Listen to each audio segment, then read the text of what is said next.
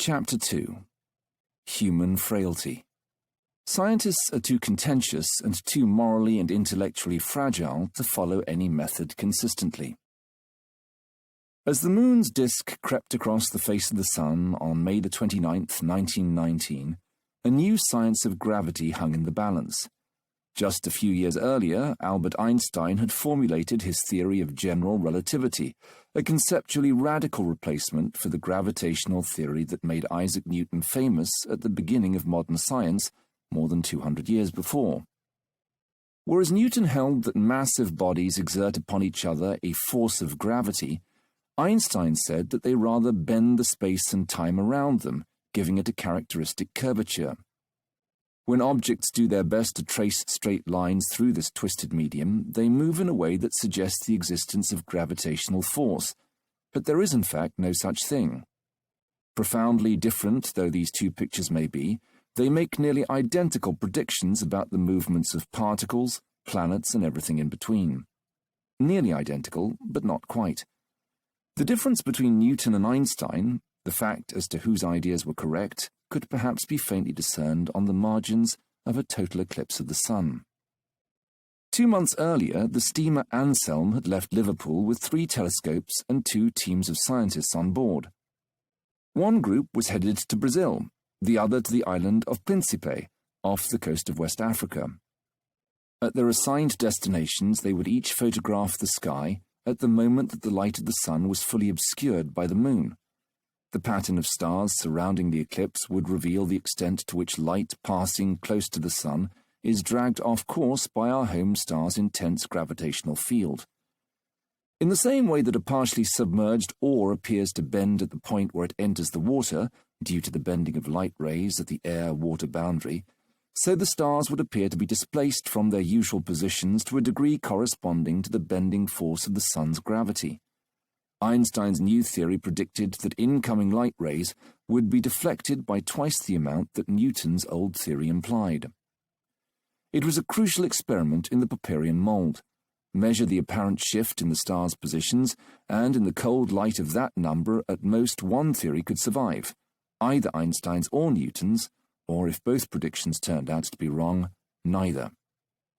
6 months after the eclipse, the expedition leader Arthur Eddington announced the results. Newton was dethroned, and Einstein was declared the new emperor of gravitation. The Great War was finally over, and Einstein's esoteric German physics had been confirmed by Eddington's exacting British experiment, a scientific triumph that was heard around the world, by young Karl Popper among others, and that heralded an era of international cooperation, progress and peace. But the peace didn't last, nor did the story. Nothing about it is quite right. Eddington awoke on the morning of the eclipse to cloudy skies over Príncipe. He was able to obtain only blurry, indistinct photographs of the surrounding stars. The stellar snapshots from Brazil were much superior, but they posed a different problem. The Brazilian team had brought with them 2 telescopes, and the measurements made with those telescopes said 2 different things. One instrument, the 4-inch telescope, showed a shift in the positions of the stars roughly in accordance with Einstein's prediction, but the other, the astrographic telescope, especially designed for photographing stars, showed a shift that was almost exactly Newtonian. How did Eddington and his collaborators reach the conclusion, then, that it was Einstein's predictions that came true? They had 3 sets of data at their fingertips. First, there were 2 photographs from Príncipe that dimly depicted stars through the clouds, and which, according to some rather complex calculations by Eddington, showed a shift of Einsteinian magnitude. Second, there were 7 photographs from the Brazilian 4-inch telescope that also showed an Einsteinian shift, figure 2.2 among them. Third, there were 18 photographs from the Brazilian astrographic telescope that showed the shift predicted by Newton's theory. Eddington's strategy was to argue that something had gone systematically wrong with this last set of photographs. They were, in fact, considerably blurrier than those produced by the 4-inch telescope, possibly, so he and his collaborators conjectured, because of distortions caused by the sun's uneven heating of the mirror that reflected the light from the eclipse into the telescope. Certain of Eddington's contemporaries, however, found Eddington's argument to be rather fishy, as have many later historians of science. Eddington could explain the blurriness of the astrographic photos, but he gave no reason to think that they would systematically err so as to give Newtonian rather than Einsteinian values for light's degree of gravitational bending. Further, the crisp photos from the 4-inch telescope gave a value for gravitational bending that was considerably greater than that predicted by Einstein, to a degree that they could be considered to support Einstein's theory only if that telescope too was assumed to be systematically biased. Eddington appeared to be engaged in some rather special pleading then. He assumed systematic errors in one direction for one of the Brazilian telescopes and in the other direction for the other telescope, so as to reach the conclusion that the results they delivered were quite consistent with Einstein's theory of relativity. As W. W. Campbell, an American astronomer and director of the Lick Observatory in San Jose, California, wrote about Eddington's analysis in 1923, the logic of the situation does not seem entirely clear. If Eddington's reasoning was as murky as his Principe photographs, his aim was pellucid. He wanted very much for Einstein's theory to be true, both because of its profound mathematical beauty and because of his ardent internationalist desire to dissolve the rancour that had some Britons calling for a post-war boycott of German science. Eddington, as a Quaker, was a committed pacifist. Protesting against the proposed boycott, he wrote that the pursuit of truth is a bond transcending human differences. These high-minded goals he pursued using the considerable political power at his disposal. He had recruited the Astronomer Royal Sir Frank Dyson, the most influential figure in British astronomy, to his cause early on. It was Dyson who, though he had no personal interest in relativity theory, proposed the eclipse expedition and then took the honorary position as principal author of the expedition's report, all at Eddington's behest. When the expedition presented its results, Eddington won an endorsement from the President of the Royal Society and qualified support from the President of the Royal Astronomical Society. Other physicists were more dubious but also less influential and less institutionally powerful. Their reservations were written out of the story. In the wake of the eclipse, Eddington became the preeminent exponent of relativity theory in English, and his discussion of the eclipse experiments was regarded as the standard reference on the topic. While he details and celebrates the pro-Einsteinian measurements provided by the Brazilian 4-inch and Principe telescopes, the Brazilian astrographic results that favoured Newton instead are perfunctorily dismissed. Those photographs were on the wrong side of history. Consequently, they were entirely blotted out. I have begun this chapter with the story of Eddington and the eclipse in part because there is nothing remarkable about it. It is a rather typical, if unusually well-documented, tale of complicated, confused or ambiguous data, a certain selectivity in the interpretation or reporting of that data, and a concerted effort after the report is made to bend the course of consensus-making in a direction favourable to the reporter's intellectual, moral or practical aspirations. This is the human mind operating according to its standard specifications, following a trajectory familiar to every student of history, a pattern of partiality and politicking found in Thucydides' description of the war between ancient Athens and Sparta, in Gibbon's Decline and Fall of the Roman Empire, in the intrigues of Renaissance Italy's city-states, and in backrooms and presidential palaces across the globe today. But scientific reasoning is supposed to be an antidote to these primeval inclinations, and that is what is supposed to explain its extraordinary success. According to Karl Popper, the scientific knowledge machine is driven by an intense critical spirit and by the implacable principle of falsification. Neither is at all evident in Eddington's treatment of the eclipse.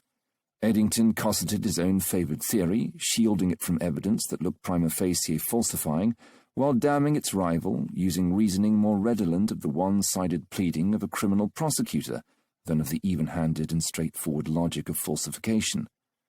According to Thomas Kuhn, what distinguishes scientific from ordinary inquiry is scientists' agreement to conduct their research in the framework of the prevailing paradigm, which both sets their goals and instructs them in the interpretation of the evidence.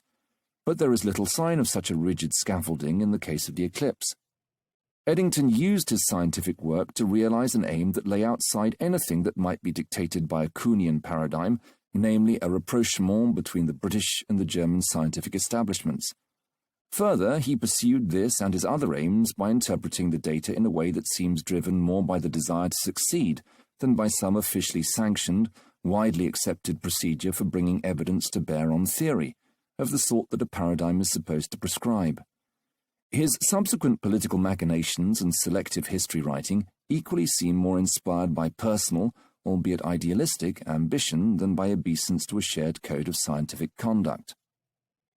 Science is so exceptionally powerful, Kuhn argued, because the supremacy of the paradigm guarantees to scientists, so they believe, that their research has a certain fixed significance, underwritten by the goals, experimental methods, and rules for evaluating evidence that constitute the paradigm's core.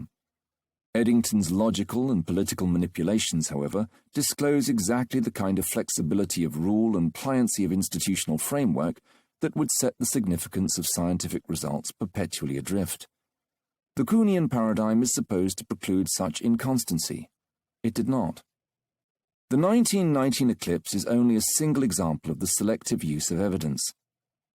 But the centuries since the scientific revolution are strewn with cases in which science's biggest names can be seen discarding or distorting difficult data so as to create the impression that experiment was in perfect harmony with their theoretical or other aims.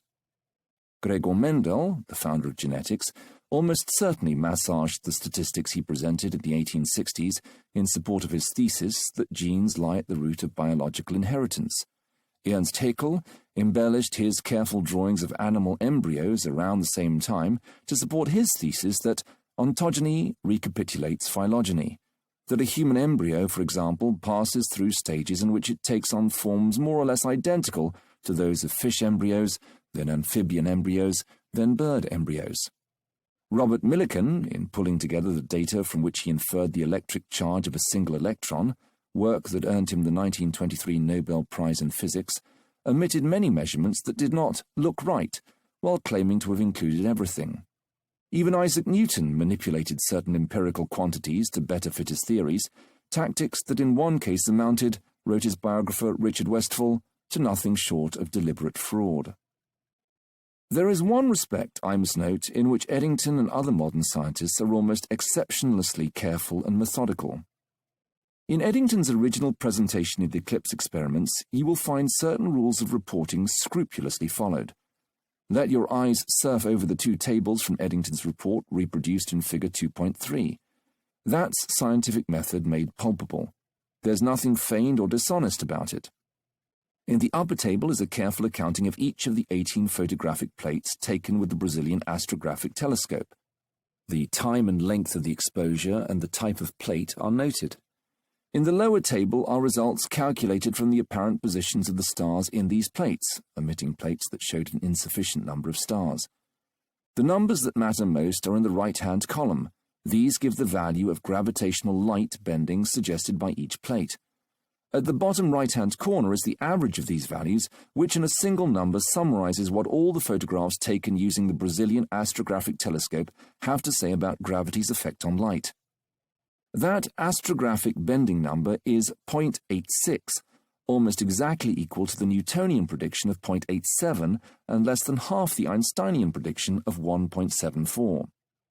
If the systematicity and objectivity of science can be seen in the painstaking measurement and calculation and the transparent presentation of the astrographic bending number, the subjectivity and unruliness of science can be seen in what happened next. The number, with its Newtonian implications, was brushed off in a few sentences by Eddington, declared unimportant by his allies in the British scientific establishment, and ultimately dropped from the textbooks altogether, leaving the more Einsteinian numbers supplied by the other Brazilian telescope and the Principe telescope to decide the issue conclusively against Newton and in favor of Einstein's theory of relativity.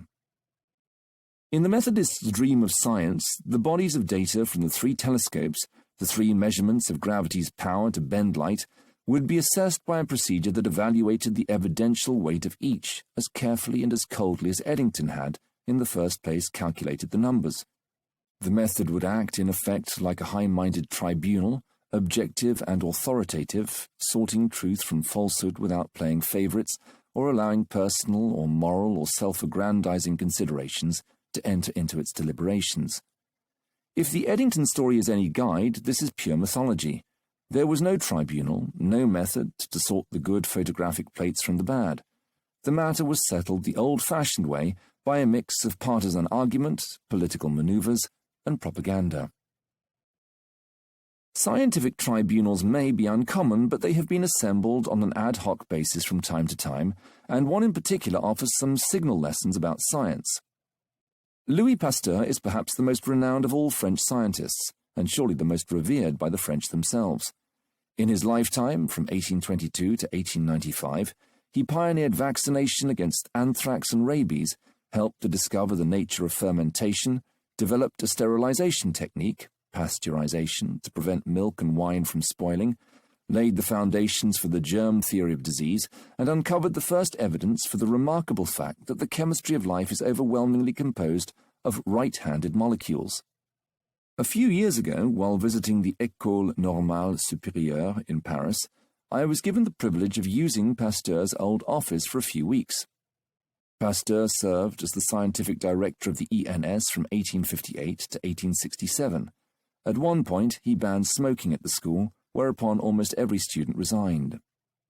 Sitting at the antique desk, hoping for the greatness that lingered in that room to diffuse through my nerves and into my fingertips as I typed, I would occasionally be interrupted by visitors knocking at the door, eager to breathe in the august atmosphere of 19th-century experimentation and discovery. For the French, Pasteur is scientific thinking made flesh. One of Pasteur's great victories was the refutation of the doctrine of spontaneous generation. Boil hay in water and decant the resulting fluid into an airtight container. Nothing happens, but let in a little air and mold begins to grow. Where does it come from? Some 19th-century scientists held that the inanimate matter in the hay infusion reacted with the air to form spontaneously life where there was none before. Pasteur held, to the contrary, that with the air from the outside came dust containing invisible germs or spores of mold, which took root in the infusion. To nurture life, the solution had to be seeded with life. It was clear enough in principle how to decide between these two opposing views. Introduce air that is free of dust or spores to the mixture. If life develops, spontaneous generation is real. In practice, the problem is knowing that you have successfully found or created sterile air, given that the stuff we breathe looks much the same with or without spores.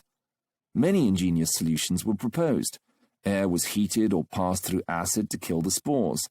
Experiments were conducted in long-neglected archives, where all dust was supposed to have long ago settled. Air was stored in a container coated with grease to trap the dust or pass through a long and sinuous tube that was supposed to perform the same function. Figure 2.4. The most scenic route to dust-free air was up a mountain trail. In 1860, Pasteur took 20 carefully prepared infusions to the Mer de Glace, a glacier on the Mont Blanc Massif in the French Alps, where he exposed them to a chill, pure alpine wind more than 6,000 feet above sea level. Back in Paris, only one developed a mouldy growth. Air alone, it seemed, could not bring organisms into existence. But Pasteur had competition. His great rival, Félix Pouchet, retaliated by performing the same experiment high in the Pyrenees, and all 8 of his infusions, on return to sea level, sprang to life. Pasteur and Pouchet had sparred the previous year over their contrary views about spontaneous generation. A committee of the French Académie des Sciences was convened to issue a prize for the best experimental investigation of the question, a competition whose outcome was understood by both parties to constitute a definitive verdict on the possibility that slime and mold might be created as a matter of course from inorganic ingredients. When the committee assembled, Pouchet discovered that it was packed with allies of Pasteur. He withdrew rather than face such a suspect tribunal. Now, after the success of his Pyrenees experiments, he and Pasteur negotiated a rematch. Once more, Pouchet turned up only to find that the judging committee was composed entirely of opponents of his theory. He suggested a change to the rules, which Pasteur persuaded his friends to resist. Again, Pouchet withdrew. That was the end of spontaneous generation. Some writers have accused Pasteur of ensuring that both tribunals were stacked. They point to his reputation, which has been somewhat tarnished by the recent release of his laboratory notebooks, as a combative and unfair disputant in scientific argument. I understand the episode rather as a kind of real-life parable, illustrating the fact that in the scientific process the weighing of the evidence, the tribunal's task, is seldom objective, seldom particularly methodical, always open to personal and political influence, and ever issuing decisions that are guided as much by expedience as by logic. My story so far has relied largely on case studies, on anecdote, if you will, but the moral is brought home by several rather unsettling examinations of industry-sponsored research. Commercial interests sometimes fund independent scientific investigations in the hope of turning up facts conducive to their profits. It emerges that of two groups of scientists working on a question, one financed by industry and one not, the industry-supported group is considerably more likely to produce commercially favorable findings, even when that group consists of university scientists not affiliated with the industry in any other way. Researchers funded by Coca-Cola, PepsiCo, and other soda manufacturers have been 5 times more likely than others to find that there is no connection between drinking sugar-sweetened soda and obesity. Those funded by cigarette companies have been 7 times more likely than others to find that secondhand smoke has no deleterious effect on health. And whereas non-industry funded investigators of the efficacy of new drugs may find that the drugs do what they are supposed to do in about 80% of studies, investigators funded by the drug's creators find a positive result almost 100% of the time. It looks as though something is guiding the science above and beyond cold, hard facts, something that closely shadows cold, hard cash. How is it that science, for all its protocols and procedures and statistical handbooks, remains so malleable, so subject in its deliverances to personal, social, financial interests? Do scientists knowingly and deliberately subvert or ignore the scientific method, saluting it in public, but then in private doing whatever best suits their ends? Or is the scientific method itself a unicorn, a name for something that isn't really there, leaving scientists to muddle through as best they can, using the same rules of thumb that humans have relied on for millennia, subject to all the usual prejudices? Neither explanation, I think, is quite right. But the lesson is clear. The outcome of the scientific process is powerfully influenced by the aims and interests of its practitioners, from Eddington's desire for a European peace to the more utilitarian concerns of researchers funded by big tobacco or big soda. That is one sense in which science is, in spite of the Methodists' hopes, decidedly subjective. In the cases I have described, the subject in subjective, the researcher, imposes wittingly or otherwise their own goals on the course of science. Alongside this steering of science toward personal ends, there is another quite separate sense in which science is run through with subjectivity. Scientists impose on science not only their goals but also their theoretical and explanatory tastes. Let me tell another story. It begins with a brand new book. Before there was the internet, nothing said information so loudly and lavishly as an intricate map, except perhaps a volume of maps. In 1911, a young German scientist and explorer named Alfred Wegener looked into such a volume, a new edition of André's venerable Allgemeine Handatlas, that made available for the first time the measurements of the ocean's depth conducted by the British Challenger expedition. What Wegener saw in the atlas astounded and provoked him. Many previous geologists, cartographers, and map lovers had noticed the curious similarity between the coastlines of South America and Africa, which suggested that they had been cut from the same colossal slab of rock and dropped on opposite sides of the Atlantic. But 19th-century geographers knew that sea levels had risen and sunk considerably over the ages. When the sea level changes, the shape of the coast changes. Coastlines then are ephemeral. And so the fact that there right now happens to be a suggestive match between the American and African seaboards tells you nothing much about the ultimate origins of those continents.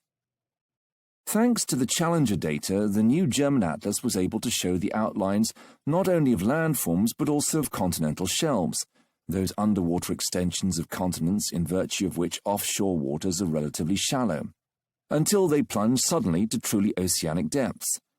The forms of the continents plus their shelves are fixed in a way that coastlines are not. They do not change as the sea rises and falls. What Wegener saw in the pages of the atlas was an almost perfect match between the eastern continental shelf of South America and the western shelf of Africa. Such a match, he thought, could be no coincidence. Inspired, he wrote what was to become one of the most controversial books of the new century. The Origin of Continents and Oceans, which was published in 1915, the same year as Einstein's relativistic theory of gravity, drew on geological and paleontological evidence to argue that Africa and South America must once have been nestled together in an intercontinental embrace. Not only were their shelves a perfect fit, a number of rock formations and fossil remains in one continent left off at the margins of the Atlantic, only to pick up again on the other side in just the place you would expect if the two continents had originally been a single landmass, figure 2.5. How then did they come to be separated by one of the world's great oceans? In some way, suggested Wegener, the continents must have found a way to move over the surface of the Earth. Thus was born the theory of continental drift. The notion of millions of square miles of mountain, forest, river valley, desert and steppe sailing blithely through the ocean on a voyage to parts unknown is even today difficult to take on board. Skeptics could not accept Wegener's theory without a persuasive hypothesis about the mechanism of drift, a hypothesis that was both plausible and for which there existed some direct evidence. Wegener offered only unsubstantiated speculation about the mechanism. He had no more idea than the skeptics how drift occurred, but he thought that the evidence that it had happened, one way or another, was overwhelming. The fate of the theory teetered. In some places drift was looked on with favour, in others with doubt verging on incredulity. In 1943 it was attacked, however, by the eminent evolutionary biologist George Gaylord Simpson, and it sank under the weight of his reputation. Wegener was by then unable to defend himself. He had perished in 1930 in the most adventurous of circumstances on a desperate mission to resupply a scientific outpost in Greenland in the face of the oncoming winter. Though he had enjoyed a successful scientific career, the scorn directed at his ideas about drift left him, at his death, a disappointed man. Why did Wegener fail to persuade the world? He was quite right to think that his accumulated evidence reflected the diverse effects of continental drift. But his critics, including Simpson, were right to think that the lack of a well-evidenced mechanism for such a titanic process was a major consideration against the theory. Who was more right? As so often in science, both the pros and the cons were persuasive. If the continents move, there must be a physical process by which they accomplish this feat. Wegener's contemporaries knew of no such mechanism. Those who wrote against drift thought wrongly that they understood enough about the Earth's geology to rule out any plausible physical story about drift. Those who wrote in its favour were prepared to take the chance that a mechanism existed, though they could only make guesses about its nature. The opponents of drift were overconfident, the proponents were extraordinarily bold, perhaps reckless. The most reasonable response to Wegener's ideas, you might think, would be simply to sit out the dispute. That would be a mistake. Scientific judgments must sometimes be made using decidedly incomplete evidence. Inaction may be disastrous, as now seems to have been true in the case of global climate change. More important still, as both Kuhn and Popper argued, in order to test a theory properly, to dig out all the most telling evidence both for and against it, you need partisans.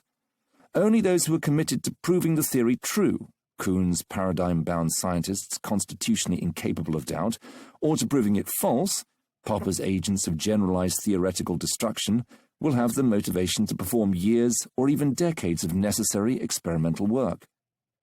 If every scientist had reacted to Wegener by deciding to wait and see, we might still be waiting. So scientists must make decisions as to how the evidence bears on the theory when there are compelling arguments on both sides. It comes down, often enough, to personal taste, or perhaps to professional circumstances.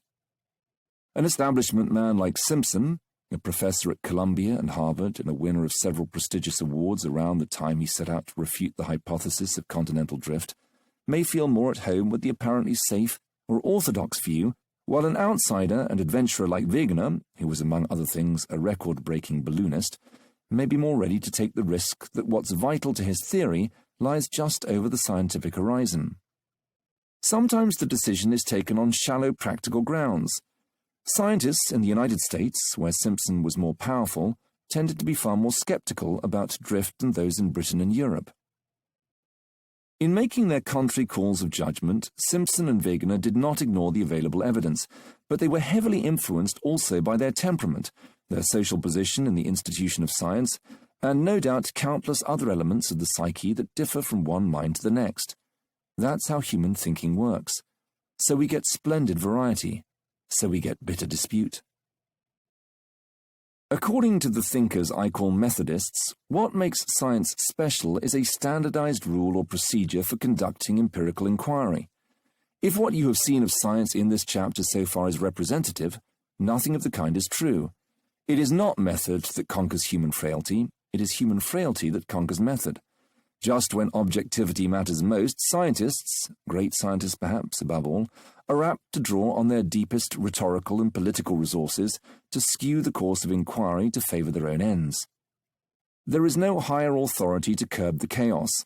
Science has no single impartial judge to hand down decrees to which all researchers are obliged to subscribe, but rather numerous contending Pasteurian tribunals, each packed with the advocates of a particular set of interests or a particular way of seeing the world. I began the knowledge machine by presenting the ideas of two great Methodist thinkers, not only because Methodism is simple, appealing and historically important, but also because I, too, am a kind of Methodist. I want to appeal to a shared scientific code to account for science's supreme ability to find theories of great predictive and explanatory power. In that case, I seem to have run into something of a problem. A code is not much use if it is ignored just when it matters most. Chapter 2 is not yet over, and Methodism is already battered, down on its knees, begging for mercy. To the rescue comes an idea entertained by many concerned scientists, advanced by Karl Popper, and articulated here by the writer and surgeon Atul Gawande. Individual scientists can be famously bullheaded, overly enamoured of pet theories, dismissive of new evidence, and heedless of their fallibility. But as a community endeavour, science is beautifully self-correcting. That science is self-correcting is often heard in the wake of revelations of fraud or methodological recklessness. Those who mount this defence of scientific objectivity, such as Gawande, ruefully concede that the bad or at least careless behaviour of scientists, such as Eddington or Pasteur, is a serious impediment to scientific progress. It may slow, divert, even temporarily reverse the growth of knowledge. But scientific inquiry is both competitive and cooperative enough that its practitioners check up on one another, hoping either to demonstrate the reliability of research they plan to build on, or to debunk work that conflicts with their own results. Even if scientists lack the proper Popperian critical perspective on their own work, they have many reasons to apply that exacting and sceptical attitude to the work of others. Further, in the opinion of most self-correctors, the transgressions documented in this chapter are real but unrepresentative. They are the most extreme cases, selected for anecdotal rather than statistical effect. Were you to raid some science lab at random, you would find goings-on far less salacious. Not saintly by any means, but for the most part a creditable attempt to more or less follow the objective rules of inference laid down by the logic of the scientific method.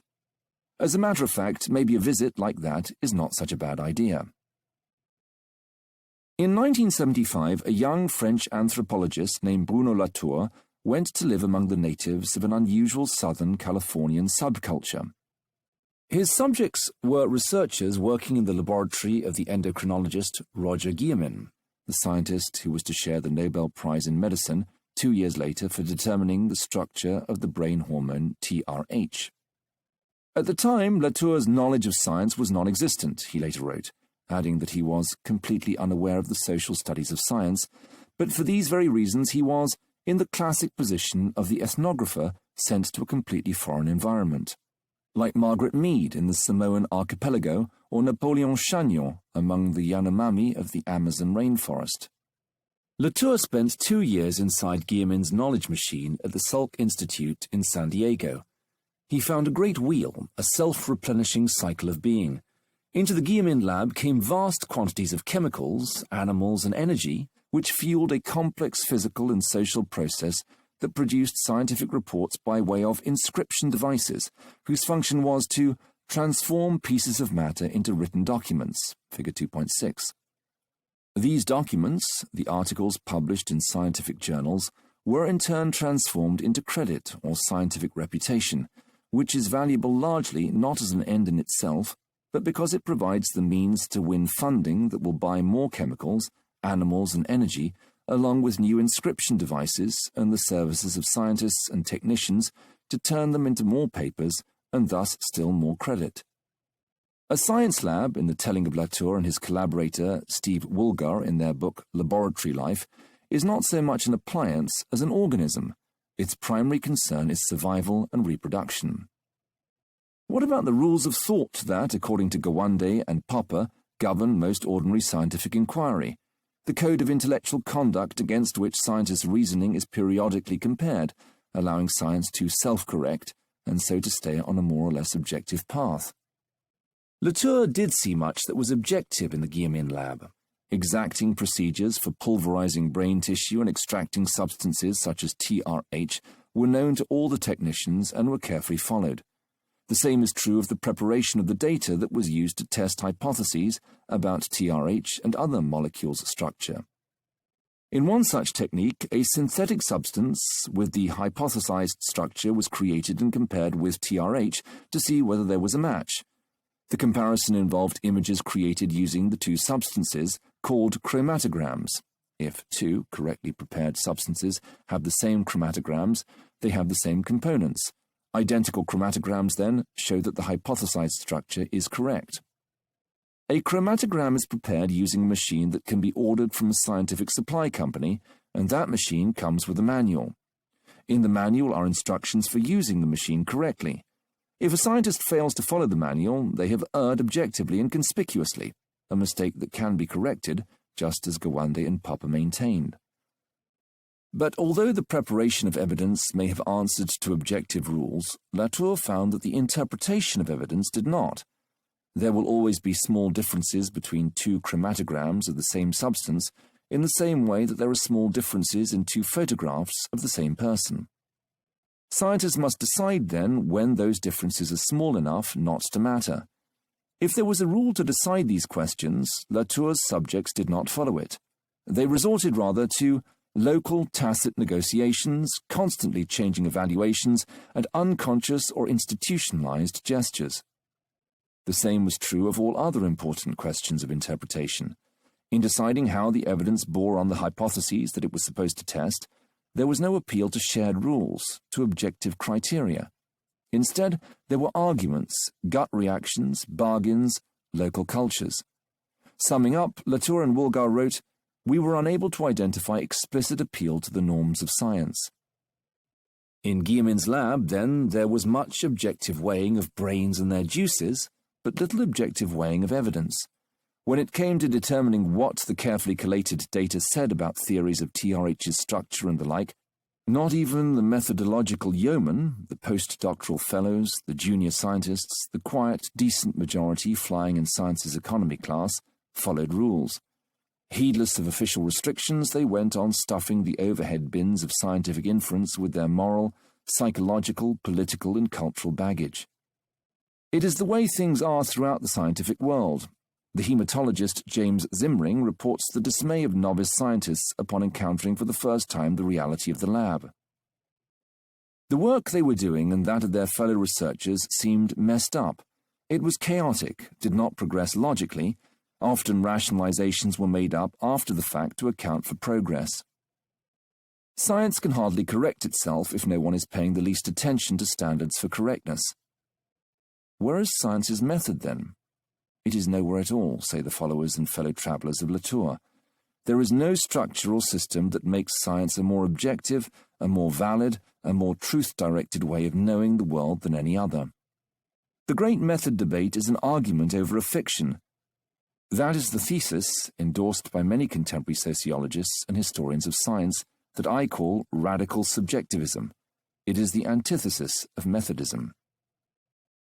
According to the radical subjectivists, then, the world of scientific inquiry is, for all its specialized apparatus and ideology, essentially a microcosm of the multiplicity of human society, its tens of thousands of participants each having their own idea of what is worth doing and how it might be done, travelling more often at cross purposes than together, sometimes not talking at all, sometimes arguing with each other, sometimes subtly undermining each other, sometimes seeing only what they want to see, sometimes seeing only what they've been told they'll see, sometimes only seeing their status relative to their rivals in an endeavour whose content, the stuff of scientific theories, may be treated more as a means to self-promotion than as an end. Science, in the radical subjectivist view, is just another venue for the Machiavellian masterpiece theatre that is the human condition. What about the force of the empirical facts? The natural world has a small or non-existent role in the construction of scientific knowledge, writes the sociologist of science Harry Collins. Similarly, the sociologist Stanley Aronowitz says, "Science legitimates itself by linking its discoveries with power, a connection which determines, not merely influences, what counts as reliable knowledge. The facts are, in short, pawns in a game in which the strongest team decrees what counts as truth." Popper's focus on falsification, Kuhn's paradigm-by-paradigm approach, any other system or method that asks scientists to put aside their mortal ways, hopeless each and every one, according to the radical subjectivists. Scientists are all too human. They do not follow a universally valid script. They do not follow the locally valid script of a Kuhnian paradigm. They are irrepressibly contentious, contextual, and quirky. The radical subjectivists are, I think, right about the subjectivity of science, but they cannot be right in their further claim that there is nothing whatsoever to distinguish science from ordinary thought or philosophical contemplation. That would explain everything about the messy human business of scientific inquiry, except what matters most, the great wave of progress that followed the scientific revolution. Medical progress, technological progress, and progress in understanding how it all hangs together, how everything works. Immense, undeniable, life-changing progress. Some radical subjectivists hint that the supposed contribution of scientific understanding to the advance of human happiness is mere propaganda put about by big science, arguing that technological advances issue more from trial and error than from deep knowledge of the underlying structure of things. But most acknowledge science's theoretical as well as its practical success. Science remains certainly the most reliable body of natural knowledge we have got, writes the sociologist Stephen Shapin. Such an abrupt conclusion to the historical and sociological litany of scientific fallacy, frailty, and confabulation adds up to something not unlike this retelling of the famous fairy tale. Cinderella was a poor and bedraggled child, beaten and abused by her stepmother and stepsisters, treated little better than a slave, and so she married the handsome prince and lived happily ever after. A part of the story must be missing, the best part.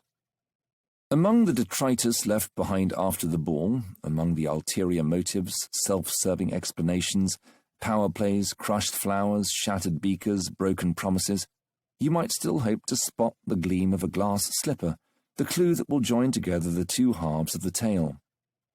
The slipper is a scientific method, an objective rule that lays down a standard of scientific conduct, followed even by the Eddingtons and the Pasteurs, answering the big philosophical question about the source of science's knowledge-finding power. If it exists, the slipper must be a subtle and exquisite thing. It must fit with everything said previously about the malleability of scientists' words and actions, while providing an alternative to the radical subjectivist interpretation. It must show that scientific inquiry is not human business as usual, but rather that there is something unique and objective about the conduct of science that explains its success. It must permit, but at the same time overcome, our humanity. Is that an impossible demand? I will show you that it is even more difficult to satisfy than you might have supposed. Not only human nature, but also the very laws of logic contend against the possibility of objectivity in scientific thought.